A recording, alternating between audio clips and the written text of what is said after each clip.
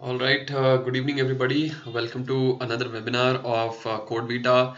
The days are going by really fast, and CodeVita is going to start really soon. So I hope you're all excited.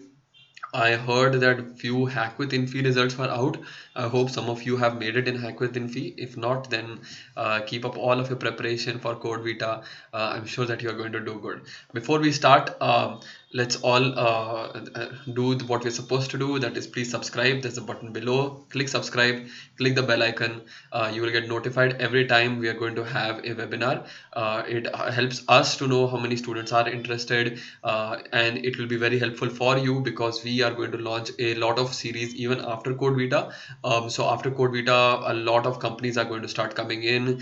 You'll have Wipro, Automata. You'll probably again have an EPAM test, and many such companies are going to come in.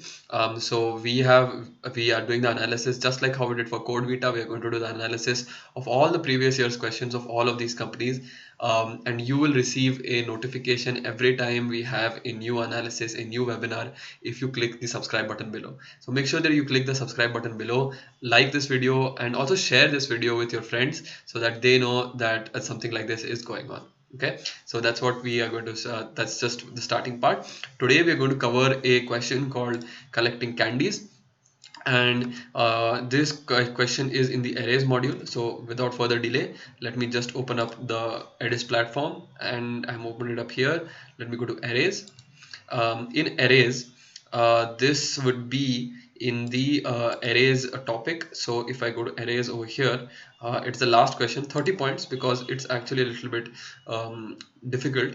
But again, we'll discuss one trick over here today, and you'll realize that this question is actually very easy. So I want everybody who's watching right now to immediately after you finish watching this video, please go ahead and try to do collecting candies, because actually when you try to go and do the code, it's hardly about 20 lines of code or something. It won't be more than 20-25 lines. Okay, so let me go to the question and see what's the question actually is. So the question says, Krishna loves candies a lot. So whenever he gets them, he stores them so that he can eat them later whenever he wants to. Okay, who doesn't? We all love candy. He has recently received N boxes of candies, each containing CI candies, where CI represents the total number of candies in the ith box. So roughly you can kind of start imagining that there's an array, and in each element of the array you can represent the ith box of a candy, which is nothing but there are, let's say, n boxes. So the size of the array is n, and at each ith position we have some candies over there. The only constraint is that he can choose only two boxes and store the joint contents in an empty box only. Assume that there are infinite number of boxes available. Okay, so infinite number of empty boxes. He wants to make sure that he picks the all of the candies, but he wants to pick all of the candies in the least number of time. How is time calculated over here? At a time, he can pick up any two boxes for transferring, and if both the boxes say contain x and y number of candies respectively, then it takes him x plus y seconds amount of time. Okay, so now it has become important, or sort of trivial, not trivial, sorry, it becomes important for us to figure out which boxes to choose, because the boxes we choose will contribute some amount of time also. Okay, so let's say we first things first, we go and choose the highest the box with the highest candies, then it will take us the most amount of time to actually collect that. So at any given time we can choose two boxes, but when we choose those two boxes, the amount of time it takes to collect the candies from those is the sum of the candies present in the two boxes. Okay, as he is eager to collect all of them, he has approached you to tell him the minimum time in which all the candies can be collected. Okay, so basically what he's saying is we have to figure out the minimum time in which all of the candies can be collected. All right, so let's look at an illustration of this problem. So just give me a minute, let me bring up my slides. Let me just look at an illustration of this problem. 2 minutes.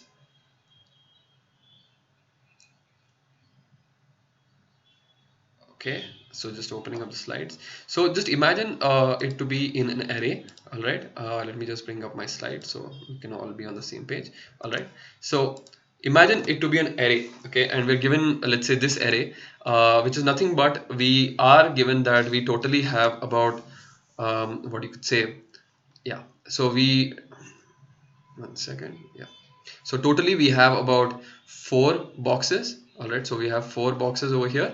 All right, in each of the 4 boxes, we have, in the first box we have 4 candies, in the second box we have 2 candies, in the third box 3 candies, in the last box 1 candy. Now, how do we arrange this, or rather in which order do we start selecting candies such that at the end the amount of time we spent in collecting the candies is the least? Okay, so what does that mean? One second. Yeah, so what that means is I have over here 4 2 3 1. If I pick the first, sorry, I pick this and this, that is the least two numbers. That means first I pick 1 plus 2. I spent 3 amount of time, so the amount of time spent so far is 3, and now I have a box which has 3, right? So I have 4 plus 3 plus 3, right? So not 4 plus, but I have a box with 3, a box with a box with 3, a box with 3, and a box with 4, right? Then what do? I again pick 3 plus 3, 6. So what I get is 3 plus 3, that is, I'm picking the minimum elements. So I'll get one box with 4, one box with 6, and the time now is 3 plus 3, 6. So the time so far is 9, right? Then again I collect 4 and 6 into one box, and it becomes 10, and the time for that was 10, so that becomes 19, right? We'll do one more example, don't worry, but let's just go and check some of the examples that are already mentioned in the question. Okay, so it says in the question, just shifting to the question, it says in the question, there are 4 boxes each containing 1 2 3 and 4. That was the input, and the output is what we got, that is 19. That was the output that we got. Each of the box contains 1 2 and 3, so we start with taking 1 plus 2. It takes 3 seconds. Then that 3 resulting 3 we take with another 3, it takes 6 seconds, and then we take 4 plus 6, which takes 10 seconds. Cumulatively it takes 19 seconds. Okay, let's do the same thing for the next one. 1 2 3 4 5. The output they say is 33. Let's see how we can go ahead and get the output 33. All right, so if we had 1 2 3 4 5, let's again go through our strategy of picking the minimum elements first. So the minimum elements first, we get 1 2 equals to 3. Then we take 3 plus 3, which is equal to 6. Then we take 6. Okay, so what we had over here was 1 plus 2, sorry, 1 second. 1 plus 2 was 3, 3 plus 3 is 6. So what we have right now is, what does the array look like? We took 1 and 2, right, and we combined with 3. Then 3 and 3 made us 6. So I have 4, 5 and 6, right? That is my array right now, right? Then what do? I take 4 plus 5, which is nothing but 9. Okay, so the time we spent so far is 3. Then we spent 6. Then we take 4 plus 5. Then so we have spent how much time? 9 is the amount of time we have spent in this transaction. So we get 3 plus 6 plus 9, right, which is nothing but 18. All right, and the amount we have left is 9 6, right? So when we add 9 and 6, we get 15. Okay, so we have got 15 chocolates, okay, or candies in our box, and the amount of time we spent was plus 15, which is equal to 33. Okay, if this seems confusing, I'd just say stop a little bit. Okay, pause over here, try to think of any other ways of collecting the candies, because I have tried many ways. Really, the way to get the answer is just keep picking the minimum boxes, and the minimum boxes aren't always in sorted order. For example, over here we first picked 1 and 2 because those were the minimum boxes. We got 3. Then 3 and 3 were the minimum boxes. We got 6. Then 4 and 5 were the minimum boxes. We got 9. Then we took 6 and 9, right? So that is the order in which we're taking, and we're always ensuring that we pick the boxes with the minimum amount of candy. Okay, so that's what we do over there. We pick the boxes with the minimum amount of candy. Not only the boxes, the 2 boxes, because at any time we can pick 2 boxes. So we pick 2 boxes with the minimum amount of candy. Okay, all right. So one of the approaches that people do even without thinking of all of this, okay, so this all, we have done some algorithm here, but one of the approaches that everybody does is what they try to do is they take all of the possible combinations over here, okay, and add them.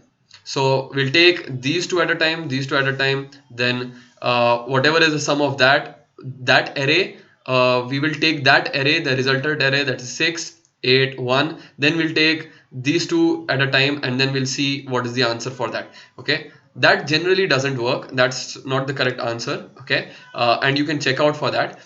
In the sense that you will only get one set of combinations that is right, but your time complexity will go up by a lot, because at every step you will have to calculate all of the combinations, and none of the combinations will be correct except for one of the combinations. So don't go for that method. That is just a very, very bad brute force method where you're just generating as many combinations as possible. Don't do that. Okay, so don't generate all the combinations.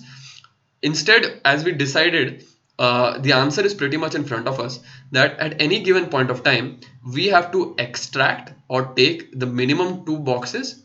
So we took the minimum two boxes, we add their sum into our time variable. So time is equal to 3. So we added that, and whatever was the new sum, sorry, or the new box, we added back into the list. So we had 4 5 3, we took away 1 and 2, but we add 3 again.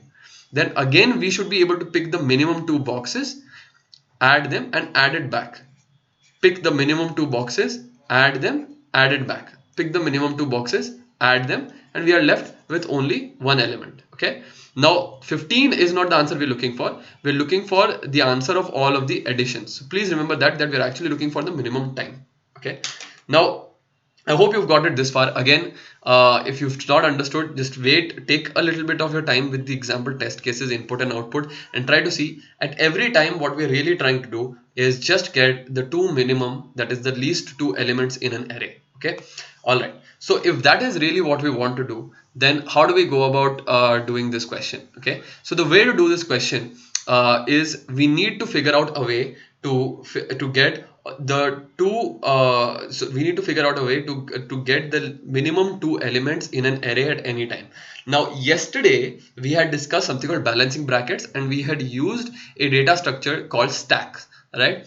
Today we are going to use a data structure called queue. And if you remember back when we started actually working on CodeVita, we had said that you don't need to know data structures except for a few, and those few are the ones that we are going to talk to you about, right? So this is what we're going to do. We are going to use a queue, specifically a priority queue. What this priority queue does is very, very efficiently, it is going to maintain your queue such that whenever you try to extract from it, the minimum number will always be extracted. Okay, for example, if you add all of these into a priority queue, it would become 1 2 3 4 5, and whenever you try to extract, the first two extractions or any extraction will give you the minimum element at that particular point.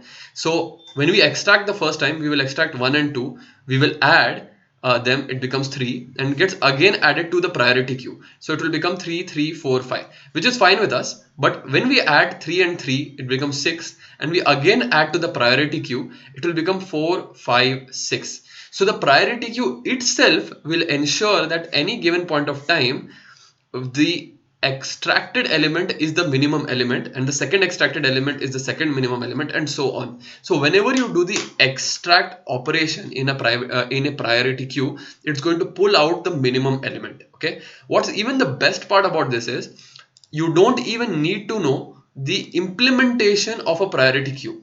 That is, if you look at a Python, or if you look at Java, and even in C++, this priority queue is built in. You might have to call in one or two libraries, but really it's just built in. Okay, so you just use a library and call the priority queue function. Using a library, call a priority queue function. So the first thing you're going to do is add all numbers into priority queue. Okay, and till you while the length of queue greater than 1, that is still there are elements there, extract min1, extract min2, sum is equal to min1 plus min2, which is you extracted the two least elements, you added them both, so that is your sum, and your sum is what you have to print finally, right? And then again insert sum. That's what you got to do. So this will ensure that the sum again gets inserted into the priority queue.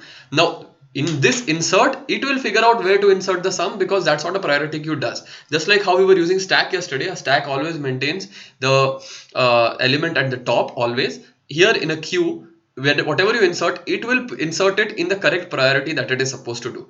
Now the inner workings of a priority queue, you can check it up. It's not, this is not a data structures class, sorry, but you can actually go and read up upon priority queue and how to implement a priority queue yourself.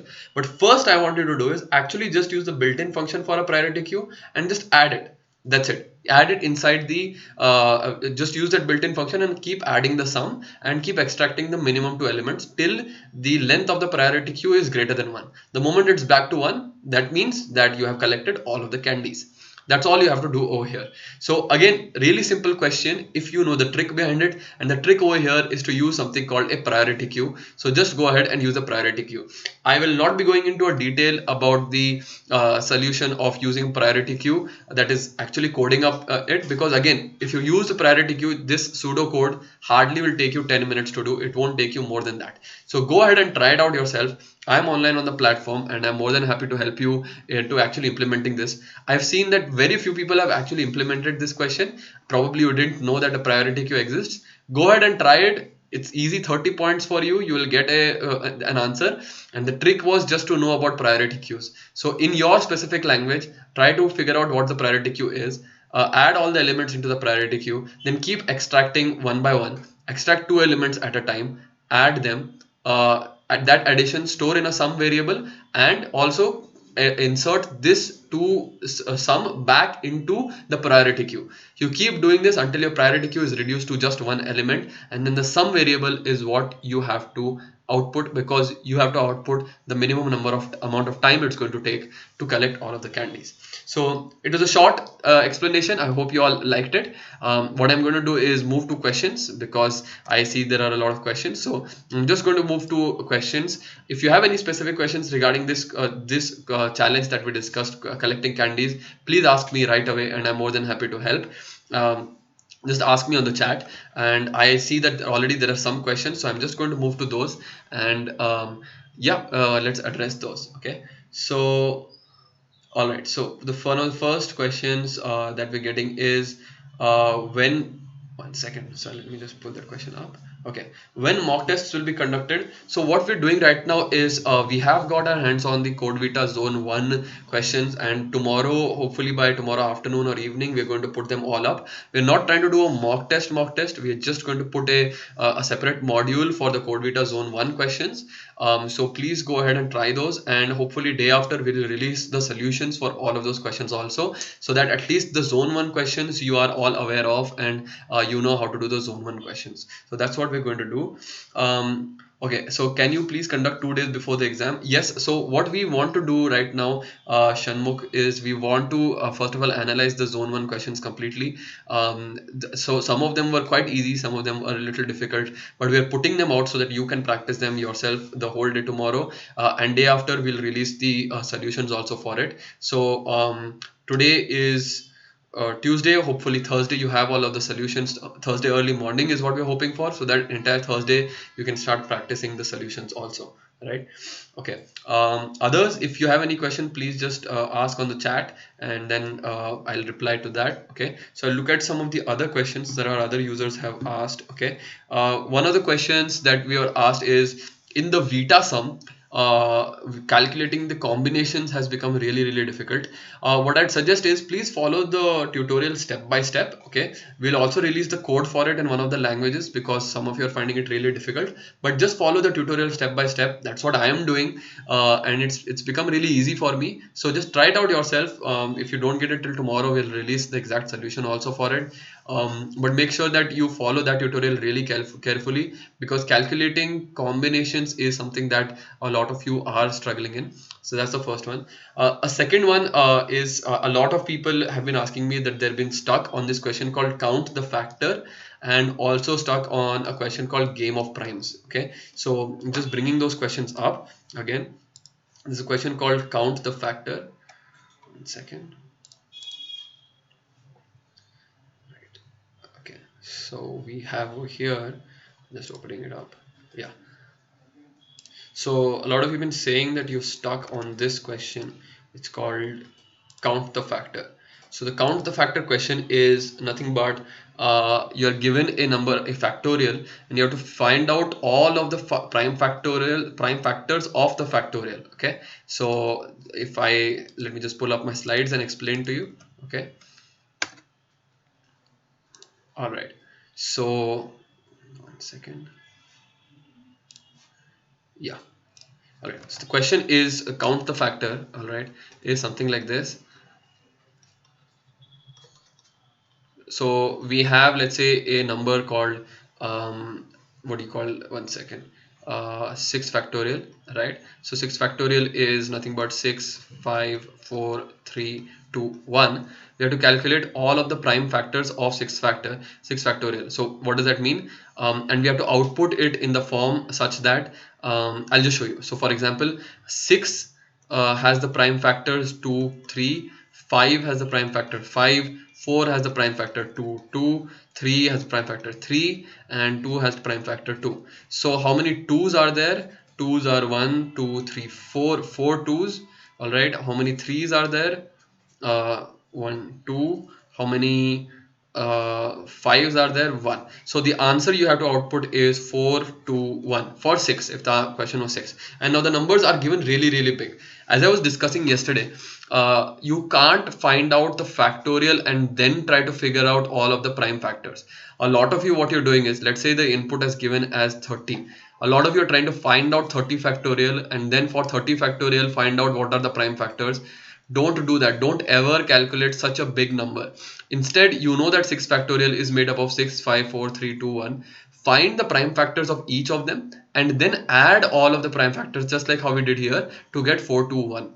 Okay. The problem also that some of you are facing is that you don't know how to even calculate do this thing, right? So for those of you who are on the Edyst platform, let me just open it up. I saw 2 people ask this question very specifically. That's why I'm opening it up right now. So just give me a minute.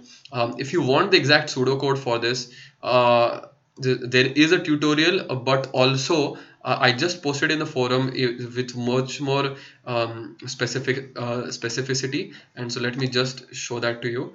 So this is on the Edyst platform. Okay, this entire thing is the pseudocode. Please go through this. I just before getting on the webinar, I actually wrote the entire code for it in in Java, but you can write it in anything. But really, if you follow this pseudocode, you can really figure out count the factor question, especially the generate primes list. That is, if you're given a number n, trying to find out all of the prime numbers from 2 till n.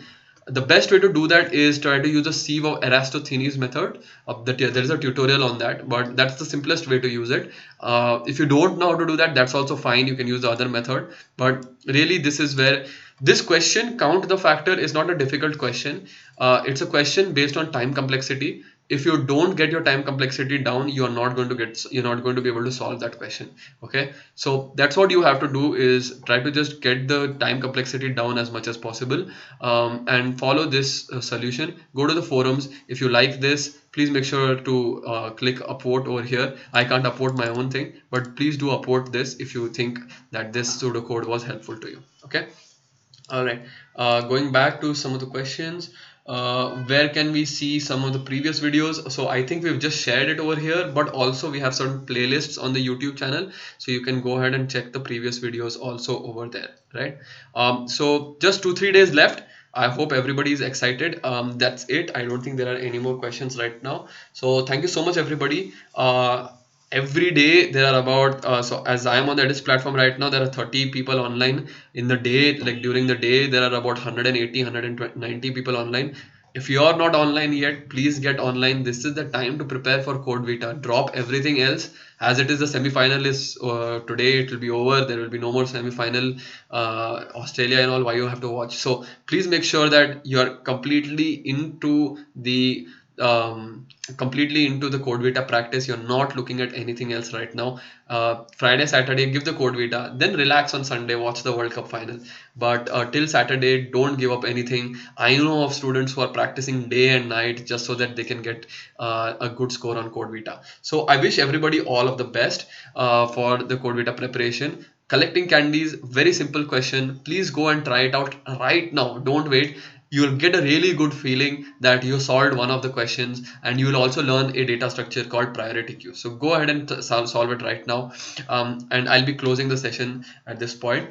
Just before I close, I also want to say congrats to Varshita, Shanmuka, and Dheeraj. So all three of you, I think as soon as I opened the link, you said hi. So thanks all for being online so early, for being online even before we started. So thank you so much for being online. It's students like you that really motivate us to do it. So once again, huge round of applause for Dheeraj, Shanmuka, and Varshita. Thank you so much for being there, and we wish you the best in your CodeVita practice also. All right, that's it from our side. Thank you so much, everybody, and see you tomorrow for another session of CodeVita. Hopefully, we'll be discussing one of this year's asked CodeVita questions. So do stay tuned for that. I think we'll keep a longer session tomorrow where we won't discuss one, we'll discuss at least two CodeVita questions of this year. All right. Okay. So thank you, everybody, and all the best for your preparation, and see you tomorrow. Bye bye.